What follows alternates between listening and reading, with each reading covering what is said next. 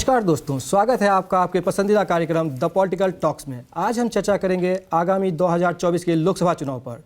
10 वर्षों से सत्ता पे काबिज भाजपा फिर से सरकार बना पाएगी या इंडिया गठबंधन सत्ता बदलने में सफल हो पाएगी।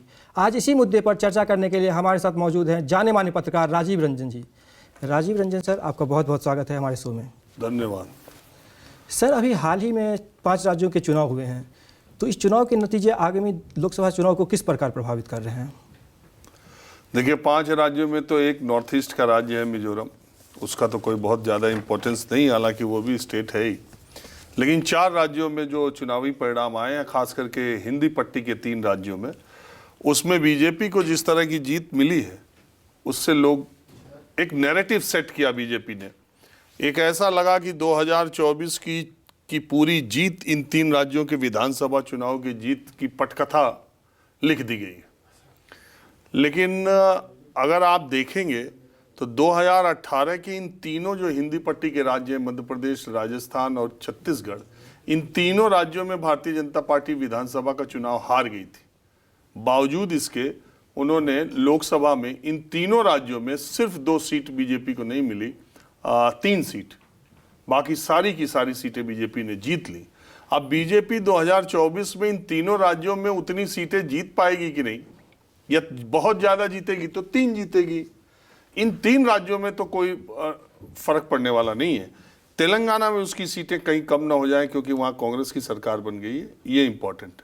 लेकिन जहाँ तक आप कह रहे हैं कि इन राज्यों के चुनाव परिणामों से दूसरे राज्यों पर क्या फ़र्क पड़ेगा, तो भारतीय जनता पार्टी के पास बैक टू बैक, जिसको कहते हैं ना, इवेंट्स, जो उसके फेवर में माहौल बनाने में कारगर होंगे। तो सर, हिंदी भाषा क्षेत्र में इस बार जैसे लग रहा है कि भाजपा अच्छा कर रही है सर, तो और हम इसके अपेक्षा हम बात करें पूरे भारत की, तो यह आंकड़ा बदल जाता है सर, तो ऐसा क्यों हो रहा है?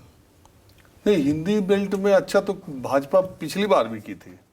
देखिए, भाजपा पश्चिमी भारत में और उत्तरी भारत में तो भाजपा पिछली बार भी अच्छा की थी और उसके पिछली बार भी अच्छा की थी।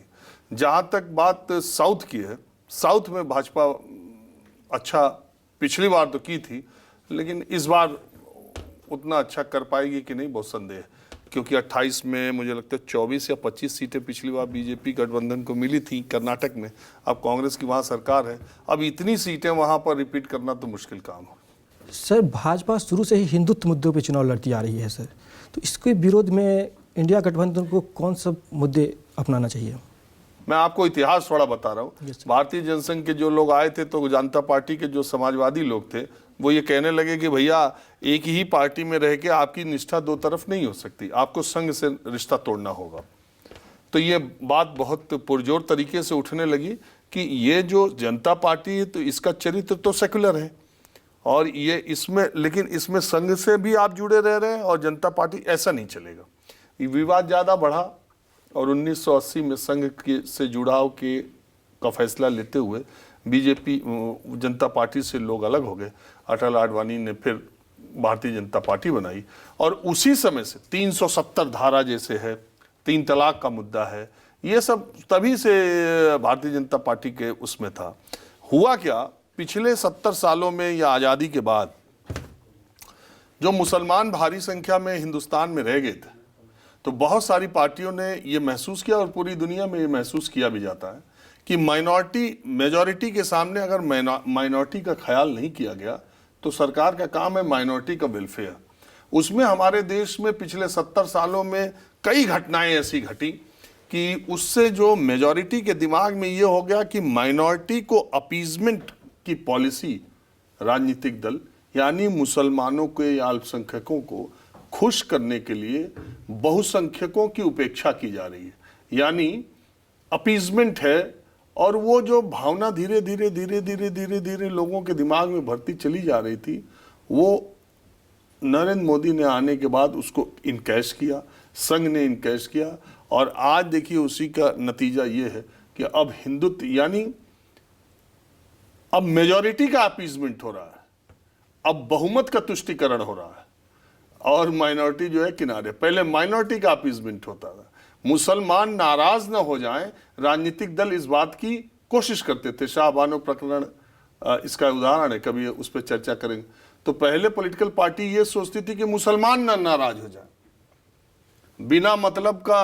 वो राहत इंदौरी का शेर है कि रोजे तो नहीं रखता, इफ्तारी खूब करता है, सियासत की रवादारी वो खूब समझता है। तो वो सियासत की रवादारी ऐसी है कि रोजे नहीं रखता, इफ्तारी खूब करता है। सर, जैसे कि अभी आपने बात किया कि इंदिरा गांधी को हराने के लिए सभी पार्टियां एक साथ आए थे, वैसे ही अभी मोदी जी को हराने के लिए इंडिया गठबंधन का वैसा ही एक कुछ गठबंधन बना है। तो सर, इसमें सर सीट बंटवारे की जो सहमति है सर, वो कैसे बन पाएगी? ये तुम्हारा सवाल बहुत अच्छा है। इंदिरा जी को हराने के लिए सारे राजनीतिक दल इकट्ठे हो गए, तो मोदी जी तो इंदिरा जी इतने ही लोकप्रिय हैं और या उससे थोड़ा ज़्यादा भी हैं, तो अगर सारे राजनीतिक दल इकट्ठा हो जाएं तो हरा सकते हैं कि नहीं मोदी को। सबके दिमाग में ये बात आती है। सब लोग ये कहते हैं कि इंदिरा गांधी को मिलकर हराया जा सकता है, तो मोदी को क्यों नहीं। इसमें दो तीन बहुत खास बातें हैं। पहली बात कि इंदिरा गांधी को हराया ऐसे नहीं गया। 1974 से आंदोलन छात्रों का शुरू था, गुजरात से, बिहार से, आपके स्टेट से। तो छात्रों का एक आंदोलन 74 से चलते आ रहा था। 75 में एक जून महीने में एक हाईकोर्ट का फैसला इंदिरा गांधी के खिलाफ आया, उनके इलेक्शन को अयोग्य ठहरा दिया गया।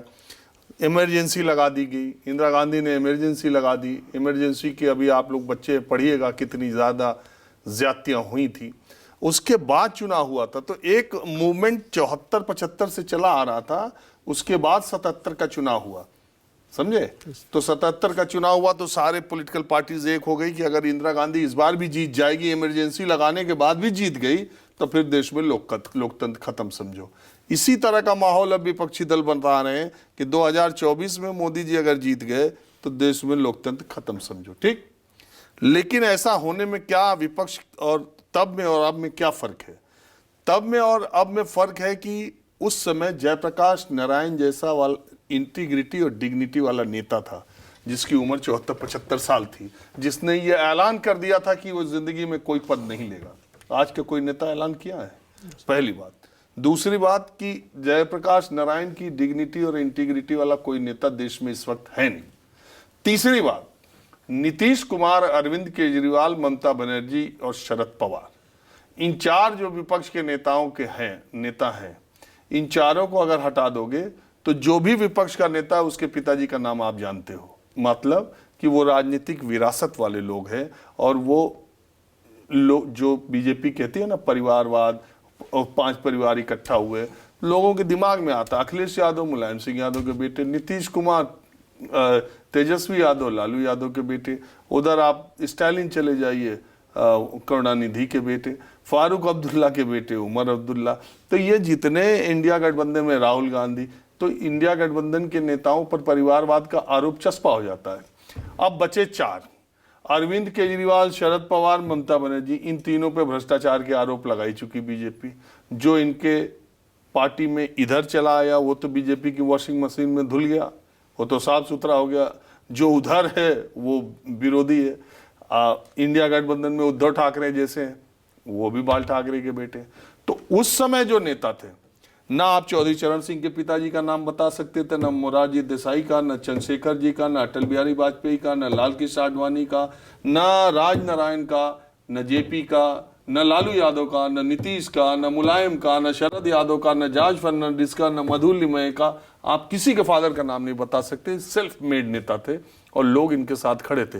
भले ही इनका छोटा छोटा दायरा था, लेकिन जब ये सब मिलकर इकट्ठे हुए तो मैंने आपको बताया, आप सोचिए इन चेहरों को एक साथ अगर मंच पर बैठते रहे होंगे तो वो क्या गैलेक्सी बनती होगी। इसलिए ये इसमें कामयाबी पाए। और आज के नेताओं में वो डिग्निटी, इंटीग्रिटी नहीं है।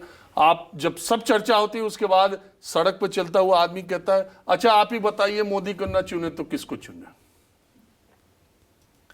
तो ये एक बड़ा सवाल है इंडिया गठबंधन के नेता। न्यू फर्स्ट टाइम वोटर की अगर बात करें सर, तो उनकी संख्या सर 9 करोड़ है इस बार। तो सर इनको अपने तरफ खींचने के लिए पार्टियां क्या करेगी? देखिए ये भी अच्छा सवाल है। नए बच्चों का, मैं तो जनता में प्रोग्राम करता हूँ, नए बच्चों में भी प्रोग्राम करता हूँ। जो सबसे बड़ी विडंबना इस देश की, आयरनी, वो ये कि हमारा 18 साल से 25 साल का जो बच्चा है उसको लोकतंत्र में, लोकतांत्रिक आस्थाओं में, लोकतांत्रिक मूल्यों में, लोकतांत्रिक सिद्धांतों में, राजनीतिक दलों में, इलेक्टोरल प्रोसेस में बहुत उदासीन है। उसके बहुत सारे कारण हैं। एक तो हमारी राजनीति ने इस तरह का रुख अख्तियार किया कि उसमें यंगस्टर्स अपने आप को एसोसिएटेड या रिलेटेड फील करते ही नहीं। उनके जो मुद्दे हैं वो पॉलिटिक्स में गायब हैं। पॉलिटिकल पार्टी के लोग खाली कहीं जात का, कहीं धर्म का मुद्दा अड़ाए हुए हैं। तो मम्मी पापा जिस हिसाब से डिबेट कर रहे हैं और देश में और दोस्तों में जैसा माहौल बना उस हिसाब से हो रहा है। वो वोटिंग के दिन एक रस्म अदायगी कर रहे हैं, और नहीं तो अगर 4-5 बच्चे बाहर हैं तो वो प्लान बना दे रहे हैं कि जिस दिन वोटिंग है उस दिन चलो शिमला चलते हैं और ऋषिकेश चलते हैं, सैटरडे को वोटिंग है, संडे को छुट्टी है। तो ऐसे करके उसमें यही की वजह है कि पार्टिसिपेशन नहीं है। 70% अगर वोट हो जाता है हम ताली बजाते हैं, तो 30% वोट ही नहीं पड़ता। 30% लोग अपना, और मुझे लगता है कि इसमें युवाओं का योगदान ज्यादा। तो एक तो उनके मुद्दे वो रिलेट ही नहीं कर रहे पॉलिटिकल सिस्टम से, उनको कुछ पता नहीं है। वो अपनी, और अगर आप पूछिए तो कहते हैं हमको राजनीति से कोई मतलब नहीं। तो बात यह है कि जब तक आप पे नहीं बीतती है, जब तक आप पे मामला नहीं आता है, तो अरे यार मेरे पे नहीं है तो मुझसे क्या मतलब है, इस तरह की भावना के साथ यंगस्टर्स आ रहे हैं। तो उनको कोई इश्यूज भी नहीं पता है। और मैंने क्या कहा, विडंबना सबसे बड़ी देश की यही है। सोशल मीडिया से वो प्रभावित हो रहे हैं, सोशल मीडिया को देख रहे हैं, उनके अपने इश्यूज उनको पता ही नहीं है कि उनके इश्यूज क्या है। इस देश का 18 से 25 साल का कहीं तुमने कोई आंदोलन देखा है, कोई मांग देखी है, कोई फायर देखा है? सब अपनी अपनी जिंदगी में मस्त है, मॉल मोबाइल में। तो ये इसका फायदा नेता उठा रहे हैं कि 30% से ज्यादा हमारी आबादी है। हमारा कॉन्स्टिट्यूशन बन रहा था तो संविधान सभा जब ये बात तय कर रही थी कि 18 साल से ऊपर के लोगों को, 21 साल था पहले, राजीव गांधी ने इसको 18 साल किया, तो यह हुआ कि 21 साल के लोगों को सबको एक एक वोट का अधिकार देते हैं, ठीक है, और लोकतंत्र अपनाते हैं। क्योंकि हर आदमी, हमारे देश में असमानता बहुत थी पहले, जात के आधार पे, धर्म के आधार पर। तो ये हुआ कि एक एक वोट देते हैं। तो उसी समय संविधान सभा के लोगों ने कहा था कि जो डेमोक्रेसी की पूर्व शर्तें हैं, प्री रिक्विजिट, वो तो हमारे देश में है ही नहीं। हमारे साक्षरता दर नहीं है, समझदारी नहीं है, पॉलिटिकल विजडम नहीं है। और अभी ऐसी हम सबको वोट दे देंगे तो होगा यही कि एक समय के बाद मतदाताओं को धर्म, क्षेत्र, लिंग, भाषा, कास्ट, इस सब के आधार पर, जाति के आधार पर, सेक्स के आधार पर, स्टेट के आधार पर, रिलीजन के आधार पर, लैंग्वेज के आधार पर लोगों के इमोशंस को भड़का करके वोट कोई ले सकता है और वो भीड़तंत्र हो सकता है। देखो आज क्या है, इसी इमोशंस को लोग भड़का रहे हैं। कोई बिजली फ्री दे रहा, कोई पानी फ्री, अरे कोई अपने घर से देगा अगर आपको बिजली पानी? लेकिन आप जनता से पूछिए कि आपको इस सरकार से क्या फायदा, तो क्या हमको 5 किलो अनाज मिल रहा है। तुमको क्या फायदा, हमको फ्री राशन मिल रहा है। हमको क्या फायदा, फ्री बिजली मिल रही है, फ्री हमको वो मिल रहा है, हमको 500 रुपये मिल रहे हैं, हमको 1200 रुपये। अरे भाई 500 रुपये मिल रहे, इधर से दो चाहे उधर से लो। राजीव रंजन सर, आपका बहुत बहुत धन्यवाद हमारे शो पर आने के लिए। तो दोस्तों, ये थे हमारे साथ राजीव रंजन सर, जिन्होंने हमें इस चुनाव के बारे में विस्तार से बताया। ऐसे ही चुनाव की जानकारी के लिए देखते रहिए आजम्स न्यूज़।